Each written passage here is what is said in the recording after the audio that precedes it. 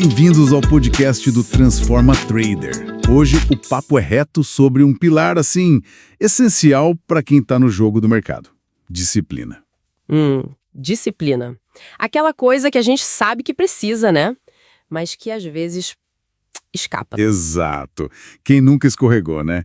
Mas olha, para a nossa conversa de hoje, a gente tem um material excelente do Rodrigo Marques, lá do Transforma Trader. Ah, sim. O artigo Trader Disciplinado. Estratégias comprovadas para controlar suas emoções. Muito bom. E o lema deles, mais esperto que o gráfico, nossa, define bem o desafio, né? Define perfeitamente.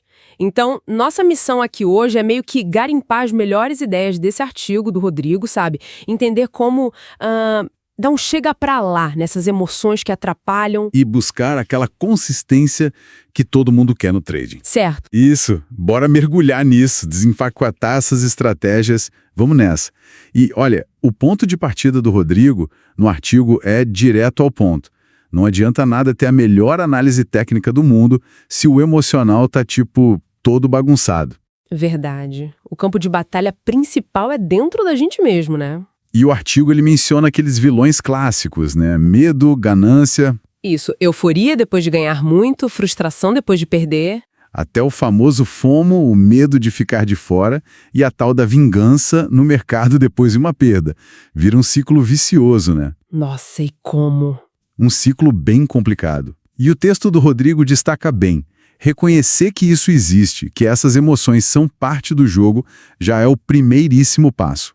Ok, reconhecer é o começo, mas como combater isso? Bom, a grande arma, segundo o artigo, é a disciplina.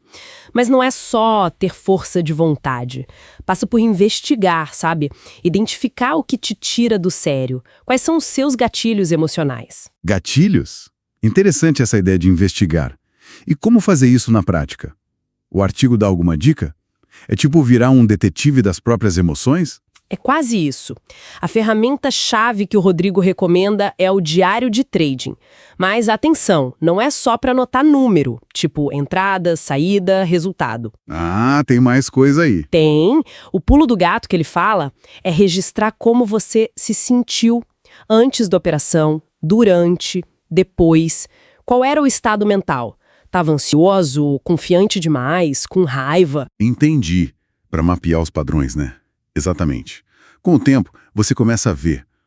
Olha só, depois de 2 perdas seguidas, eu tendo a arriscar mais para recuperar logo. Ou quando eu ganho muito, fico eufórica e relaxo nas regras. Essa autoconsciência que vem do diário, ela é a base de tudo. Ok, faz muito sentido. O diário vira um espelho. Beleza, identificamos os gatilhos, os padrões, e agora? O artigo traz as estratégias práticas, né? O que fazer com essa informação? Sim, aí vem as armas. Várias delas. A mais importante, assim, a regra de ouro mesmo, seguir o plano de trading. Arrisca. Aquele plano que a gente fez antes, com a cabeça fria. Esse mesmo. Entradas, saídas, stop loss, tudo definido antes de entrar na operação. Sem inventar na hora H. Outro pilar fundamental, gerenciamento de risco rigoroso. Tipo, definir quanto perder no máximo. Isso, o Rodrigo enfatiza muito. Nunca arriscar mais que uma pequena porcentagem do capital. Tipo 1% ou 2% por operação. Tem um limite de perda diário também. Se bateu ali, para. Acabou o dia. Isso limita o dano financeiro, claro. Mas deve ajudar no emocional também, né? Tira um peso. Exato. Limita o dano e, por consequência, limita o medo, a ansiedade. Se sabe qual é o seu risco máximo, isso acalma. Faz todo sentido. E que mais? Lembro de ler sobre pausas, respiração. Sim, são ferramentas complementares importantes. O artigo menciona fazer pausas estratégicas quando sentir que a emoção está pegando fogo, sabe? Levanta, toma uma água, respira fundo. Técnicas de respiração ou mindfulness ajudam a voltar pro eixo. E analisar o diário depois, né? Sem ficar se culpando, mas para aprender. Isso, olhar para o diário com foco no aprendizado. O que aconteceu aqui? Por que eu senti isso? O que posso fazer diferente?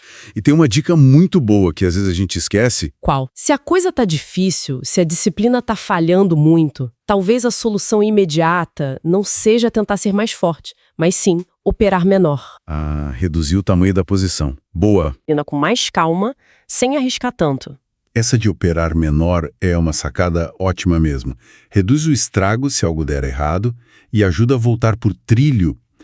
E sobre o plano de trading em si, o artigo detalha como montar um plano que seja, digamos, à prova de emoção. Ele detalha assim: um plano robusto, segundo o texto, precisa ter critérios bem claros de entrada e saída, regras de gerenciamento de risco e de capital bem definidas. Especificar os mercados, os horários que vai operar. Exato, e até as condições para não operar. Tipo, não opero em dia de notícias X, ou não opero se não dormir bem. Ter essas regras ajuda a evitar entrar em situações de maior risco emocional. E um ponto crucial, revisar sempre, né? Não é para ser algo escrito em pedra e esquecido na gaveta, de jeito nenhum. É um documento vivo que tem que ser ajustado, conforme a gente aprende, o mercado muda.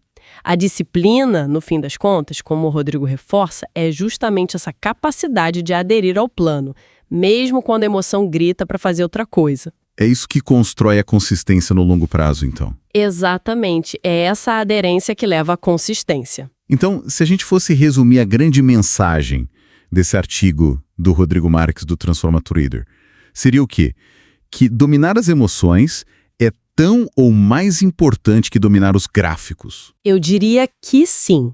É tão ou mais importante. É um processo contínuo, sabe? De autoconhecimento, de prática diária. Disciplina não é algo que você tem ou não tem. É algo que se constrói, que se treina. Precisamente. É um músculo. E o mercado, ele acaba sendo um espelho da nossa própria psicologia. Se a gente consegue controlar melhor nossas reações emocionais, as chances de sucesso a longo prazo aumentam muito. Muito bom.